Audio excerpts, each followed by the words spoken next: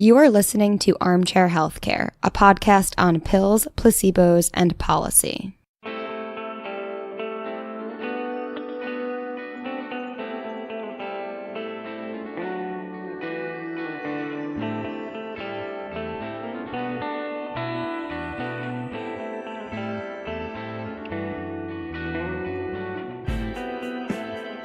Hello everyone, welcome to Armchair Healthcare. Nat is on vacation this week, so we have the brilliant Brianna Warshin taking his place. Thank you for having me. I'm actually really honored to be here. Big news this week was there was a Lancet article about alcohol, which got everyone all on Twitter. The whole conclusion was that there is no real safe level of drinking. And this was a legitimate study. It was funded by the Gates Foundation. It covered 195 countries from 1990 to 2016. It was quite interesting. They did break it down by disease. So for ischemic heart disease and diabetes, there was a J curve. So that meant if you had a moderate amount of alcohol, like as in 1, 2, 3 drinks a day, it was actually improving your chances. But if you had more, it got worse. But for then other diseases, it was just worse all along the curve. But the problem was that some of these diseases are relatively rare. Lip and oral cavity cancer, not very good if you're a drinker. I don't really have the incidence of that handy, but I'm pretty sure the risk is probably pretty low. So if you're going to have a 20% chance, a greater chance of getting this cancer, it might be from 0.1% to 0.12%. So nothing to get you really upset. So I thought the study was pretty interesting. It definitely outlined how alcohol is really bad for the body in general. And then it made me think about college binge drinking and how some people that we may know may drink a little bit more often than others. I thought it would be interesting if they actually broke it down into like different types of alcohol. And then I think they broke it down by country. And then as we discussed previously, I think that the US was a lot lower than other countries, but I think that has to do with the legal drinking age in the US compared to certain countries in Europe. Yes, probably. And they didn't break it down by the type of drink, so I'm sure wine's better than tequila. Yeah, tequila. And then this whole average number of drinks daily. I'm just wondering. So certain people who shall remain nameless, they want to follow like I believe as part of the whole 360 diet, you can have like 1 to 2 drinks a day. Some people save those drinks for the weekend. So that means they're having like 7 to 14 maybe on a Saturday night, which kind of defeats the purpose a little bit.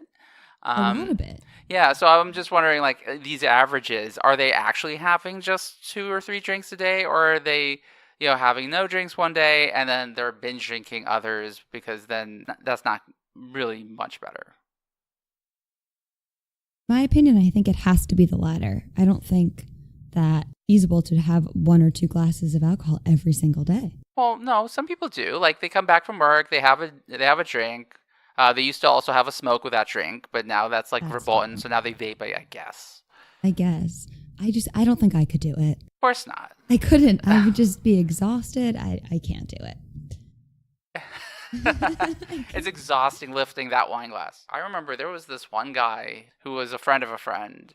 I mean, he would really drink before bed. So he was using that, the depressant activity to, I guess, his benefit. And then I remember last week we were talking about downers and uppers and how I said that wine, for example, makes me really tired. And you're like, oh, well, it's a depressant, so that makes sense. And then I asked you, oh, is tequila an upper? Because I'm always around people like, oh, let's have tequila because it's an upper and not a downer. But no, they're all depressants. Yes.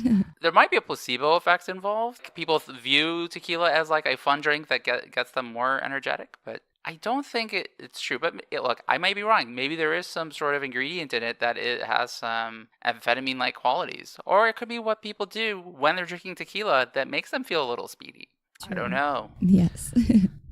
So kind of on a similar vein, Peter Thiel, PayPal and Facebook VC extraordinaire, he's funding a a UK-based company that is developing psilocybin for the treatment of depression, and they just got the FDA okay to go into phase 2B, which I think is actually really interesting. There's been a lot more work done on cannabis lately, but I think psychedelics are a really promising area for a lot of these psychiatric diseases, and there's quite a lot of research on it with end stage or cancer patients who have anxiety related to their diagnoses. So, for example, with LSD, for example, there's a paper on LSD-assisted psychotherapy for anxiety associated with a life-threatening disease. So I'm guessing it's cancer and then some other issues. There was a 77.8% reduction in anxiety and basically a 2/3 increase in the quality of life in patients in this study. They were in psychotherapy, and then in a couple sessions, maybe every 6 to 8 weeks, they were given LSD, and they were talked through the whole experience by a professional, and that's been historically a good use of class of drugs. There's another study that was in the Journal of Psychopharmacology, which was just rapid and sustained system reduction following psilocybin treatment for anxiety and depression patients with life-threatening cancer. Just even one experience with psilocybin had some long lasting effects. So there is a practicality issue with I think treatment here. I'm not sure if you could just go to your local psychiatrist office and do it, because what if someone has a bad experience? You might need some support staff around that, but I don't know. I mean, I guess it depends on the dose. So it could be similar to the ketamine clinics that pop up around the country. Yes, but from what I remember, they tie people down for those, so I don't think that you want to do that here, because I would just think feeling trapped and being in some sort of dissociative, hallucinatory situation would be bad. Definitely would have negative effects. Yeah, but I guess also if you have a professional there just saying look, just relax, float downstream, kind of like that Beatles song, then probably the negative effects won't be so bad. But anyway, it's an exciting step forward. I was always wondering why people weren't more actively developing this. I mean, other than IP issues, because obviously mushrooms are a botanical product that's been around for a while, but I'm sure there's some sort of formulation you can do to get some IP around it. There is a lot of evidence supporting the use of psychedelics. For Cary Grant, for example, I know he went on several dozen trips while under the care of a therapist, and it really helped him. I mean, he had a really surprisingly messed up childhood for someone who's like Cary Grant, who's all suave and debonair, but it really helped him with a lot of his issues. And unfortunately, because of the war on drugs, which was more like probably the war on hippies, it's kind of been verboten. So hopefully, now that we're kind of moving away from that, cannabis laws are being liberalized, maybe we can also get some at least greater study of these psychedelics in psychiatric disorders. Speaking of the brain, we can always move to Alzheimer's, which is our favorite topic one of our favorite topics on this podcast. So this company, Alzheon, has filed again to go public. It had filed previously I believe in the first quarter. Their drug is a drug that failed about 11 years ago in Alzheimer's. But, well, actually, their drug is a prodrug of a drug that failed 11 years ago in Alzheimer's. That was developed by Neurochem. And the data really was horrible.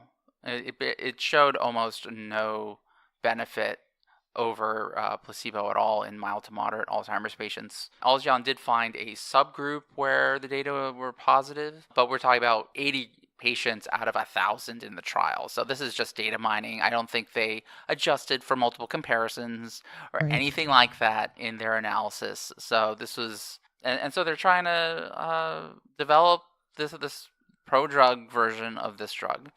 They met with the FDA. The FDA said that they need to, the subgroup analysis did not provide evidence of efficacy of the drug because it was such a small subgroup, and the primary endpoint failed. And they'll most likely have to run 2 phase 3 trials, which are going to be really expensive.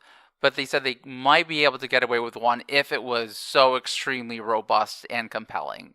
I think that's probably insurmountable, especially with Alzheimer's. Right. Even one child being successful for this drug is, most likely insurmountable. But anyway, Alzheon's trying again. What's interesting though, they have a completely different set of banks on the red this time on their S1. So before they had Shitty Group and Piper Jaffray and I think Cowan or something. So like legitimate big banks. But now they just have, instead of 4, they now have 1, and it's kind of a bank that's trying to resuscitate their their business.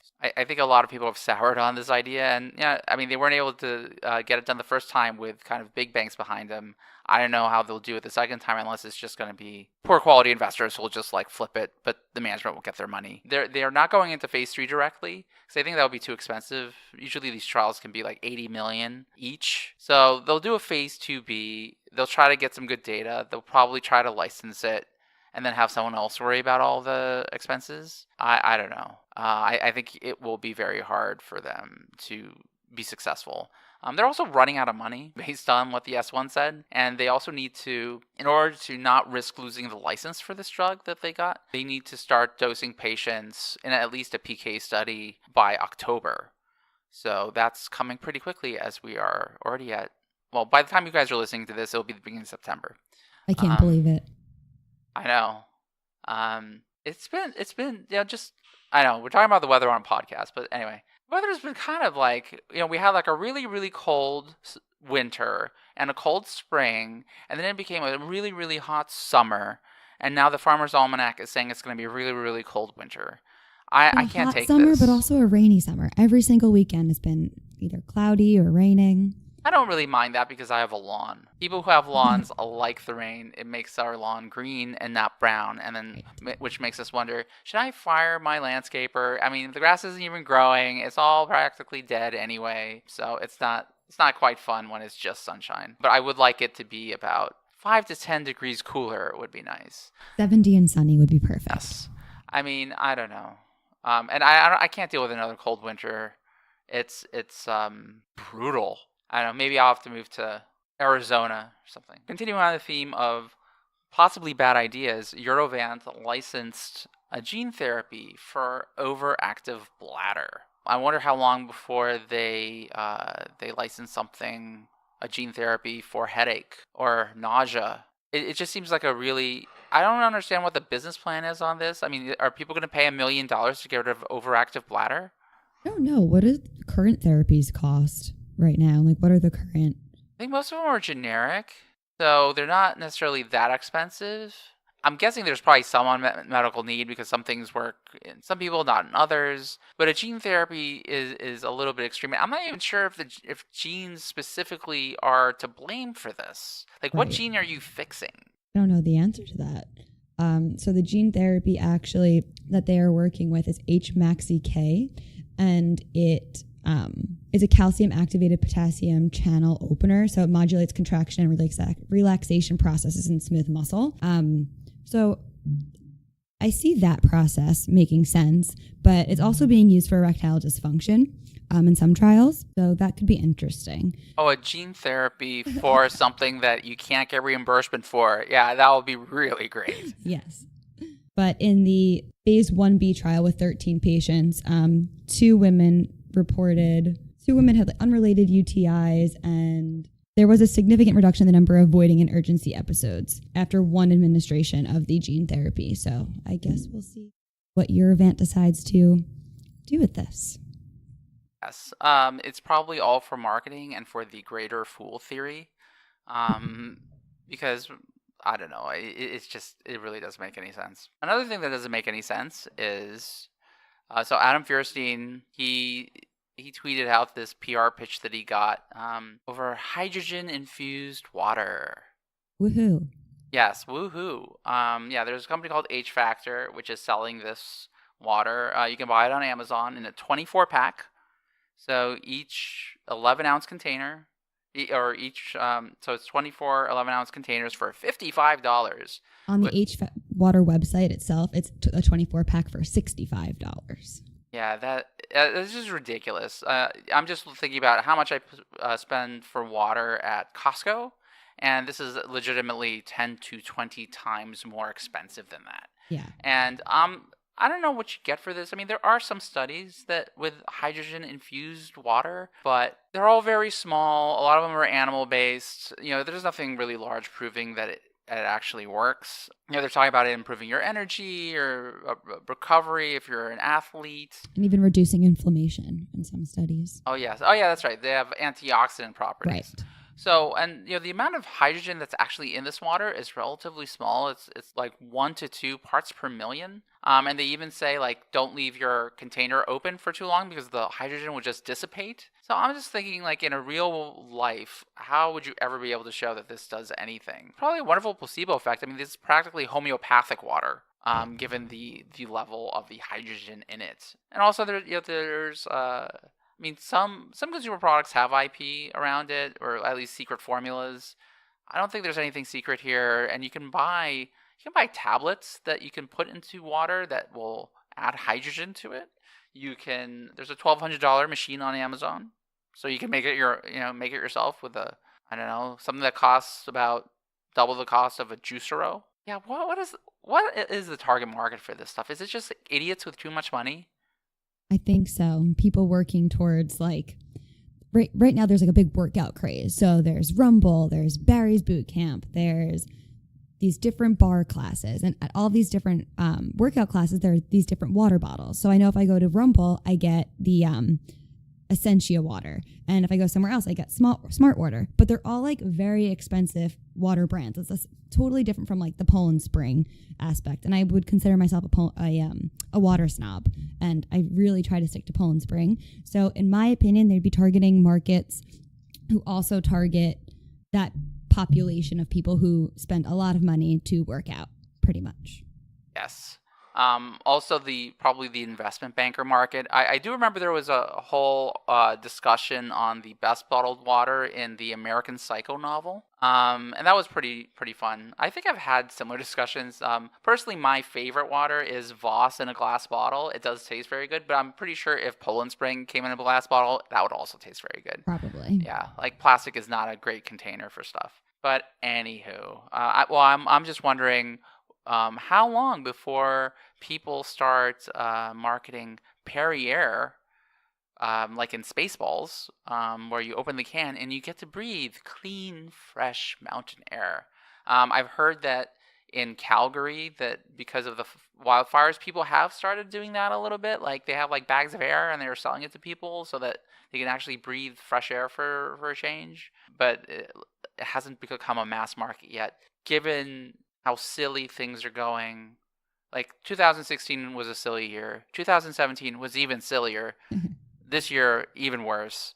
I mean, I would say, 3 more years before we're a complete idiocracy? That seems to be the way we're going. So anyway, on a more kind of company-based note, so Amarin collecting data from their phase 3 or their CVOT trial called Reduce It for their fish oil. They're 100% pure EPA. There's this other fish oil trial that was just released. I think it was at the European Society of Cardiology. I think that's where it was. So that one failed and didn't really show any benefits.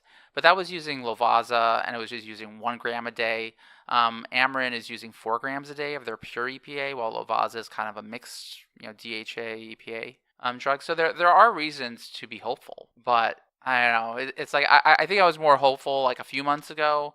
Now, but it is when you just come down to it, those cardiovascular outcome trials are really hard. I mean, we saw this with like Repatha and the PCSK9s. I mean, they had a major impact on LDL cholesterol, but the actual impact on outcomes was relatively small. I remember, when they did kind of the cost benefit, it was something like $1 million per saved heart attack. So medical treatment of cardiovascular disease has improved so much that it's really hard to eke out any more gains. I mean, it's really diminishing returns. So just because it's a cardiovascular outcome study, it's a little bit worrisome. And then there are these other studies with fish oil that have failed now, but there is hope. I mean, people haven't actually tried this dose, And dosage is really important in any study. I mean, we've seen the dose ranging studies. I mean, sometimes some of the low doses barely do anything, and then the right therapeutic dose is amazing. So I'm kind of hoping it's that. One other thing that kind of makes me worry about the whole Amarin story or thesis is just the IP. I think it's expiring pretty soon. I think in the next few years. So even if this is a positive study, I'm not sure how much they'll be able to capitalize on it. It will make me feel better about taking my fish oil. What does their IP even cover? Just the pure? It's probably the purification process, pressing the fish really hard to get the oil out of them. A lot of it is process. Right. Because, you can't just patent fish oil. I mean, the fish kind of invented it first. Exactly. But anyway, I mean, even if this study's negative, though, I am going to continue to use my fish oil. I enjoy taking my Rockstar handful of vitamins every morning, including the fish oil. My cholesterol numbers are great. It does reduce triglycerides. So, I'm not going to change anything that. Do you take vitamins? I do not take any vitamins. Do you not take vitamins? Because I attempted to start taking Centrum, and I took it on an empty stomach, and it made me very lightheaded and kind of nauseous. So then after that, I stopped. And it happened several days in a row. Like, I thought maybe it was just like, oh, something else is bothering me. But it was the same situation every Maybe day. you should start eating breakfast. I always eat breakfast. But you said you had it on an empty stomach. I did have it on an empty stomach. So I have to switch my order around. But Yeah. I do need to start taking vitamins. I don't take anything. The last vitamin I took was like a gummy vitamin from like the Flintstones or Scooby-Doo or something like that. I think those things only have like 5 things in it too. I know, but they're actually very good. Well, yeah, they're candy. They're delicious. Yeah, that's the whole point. That's how you get kids to eat them. Exactly. But then that's how you also get kids to overdose on them because they're like, "Oh, this is candy. Yummy. I'm having fun." And then oops, I got too much vitamin A. Yeah, I honestly think they taste better than gummy bears. And on the package, it says like for a small child, 2 to 4 years old, they could take 1 gummy bear. And then for older, they said 2. And because I'm like a grown adult, I would take 3 to 4. And I think that might have been a little bit too much, but I'm sure it's fine. Oh, It's just a no. vitamin. My kids take... I think you have to take a significant amount to really overdose on this stuff. Yeah. But you really... I mean, there's a lot of these little vitamins that if you don't get them, you don't even think about it, and it could be detrimental. Like, my mom was having issues with like some random pain, and then she started taking magnesium, and it all went away. So, I mean, these vitamins, people think of them as very innocuous and kind of like nothing because you don't need a prescription, but they actually do have effects. Right. And it's better not to have these deficiencies. I will definitely stop. I was going to say stop by the vitamin store down the street. No, don't go to Amazon. I'm sure it's pricey. Yes, go to Amazon. It's always cheaper at Amazon. Anyway, I'm surprised your Jewish mother didn't say, "Have you taken your vitamins? Why aren't you taking vitamins? Don't you know you could get cancer?" No, she doesn't. She buys me the Flintstone gummy bears all the time, like whenever I see her, and she takes her vitamins. Okay. Oh, she doesn't really push me to do that. Daily multivitamins are definitely key. But I have What like else a do you bunch take? of others. Yeah, I take magnesium because I'm on a low carb diet, so you need to take that. Vitamin C, the fish oil, then some of these like phospholipids. I think like 2 or 3 different kinds. Good for cognitive function. I just don't want. Getting older. I want to. I'll take anything that has any data behind it that says that it like stalls the aging process with your brain. So I have a bunch of those. A lot of them do have evidence behind them. Not necessarily like randomized, controlled trials, but hey, whatever. I do actually feel the difference with some of them. One of them, I won't try to pronounce its name. It's a big, long chemical name, but it does, it helps with like alertness and also helps my recovery after the gym. So I take that. It's amazing. It's like if I forget, I feel a lot differently than if I. So then take maybe it. you are the target market for this H water. Maybe I am, but no, I wouldn't. I refuse to pay that much money. I refuse. There's no way I'm paying $55. That's crazy. Look, if they start selling it at Costco for $10 for 24, I'll do it. Yeah. Okay, but not like this. I think we should try it. I don't think we'll notice a difference. No, definitely not. Maybe we should get the $1,200 machine for the office. I think that would be great. But I think we'll have to. I think that's more of a Google thing to do, or like Apple, or one of these other places. Even WeWork wouldn't do that. But they're losing a ton of money. So What were they offering again? Wasn't there a recent press release where they're offering brokers some deal or different? Oh yeah. What was that? Yeah, it was something like if you brought them a client who came from a competitor like a Regis, then your commission would be something like half a year or a year's worth of rent for that person. So they were paying a lot to acquire new customers. And I'm sure their turnover is pretty high. Like I'm sure a lot of these people last only like a year. So it's I don't even understand the business logic of that necessarily. And I saw that Moody's just withdrew their ratings. So WeWork did a bond offering. It's a private company, but they did a bond offering. They got ratings from Moody's. Moody's pulled them because of not enough information. And it's all just really shady. Like you were there when we talked about community adjusted EBITDA, completely incredibly crappy metric that they use, which takes out stuff like staffing costs from their EBITDA so that they look like they're profitable when they're so far from being profitable. Yeah, WeWork. It's just like, how is that revolutionary? So you basically are renting office space and then providing like some food, but now I believe they've banned red meat or any meat, I guess. So In all of them or only in certain cities? Probably in all of them. I mean, they're probably. I don't think they're in like Dubuque. I think they're in like all the hipster cities and the hipster areas. And Is New York City a hipster city? a lot of hipsters in New York City. But like San Francisco is probably like the premier hipster Absolutely. city, but with a lot of feces. I'll never forget the last. I mean, it was just ridiculous last JP Morgan, and it's only getting worse. I don't know what they're doing. It didn't used to be this bad. And again, I remember I made this plea before. Please, JP Morgan, please move it out of San Francisco anywhere, okay? Orlando would be really nice in January. That would be very nice. Miami, okay? We could all party on South Beach or whatever. Or, well, I don't drink, but other people can party on South Beach. I can go look at the water. I don't know. So anyway, anything else that we should discuss? I think we covered it. Okay, great. So just our normal disclaimer, we're not doctors. Please don't listen to any medical advice that we give. This is just our opinion. And also, do not buy or sell any stocks based on anything we say. Again, it's all just our opinion. We're not suggesting anything. Have a wonderful I hope you've had a wonderful Labor Day weekend, and we will talk to you next week. Bye.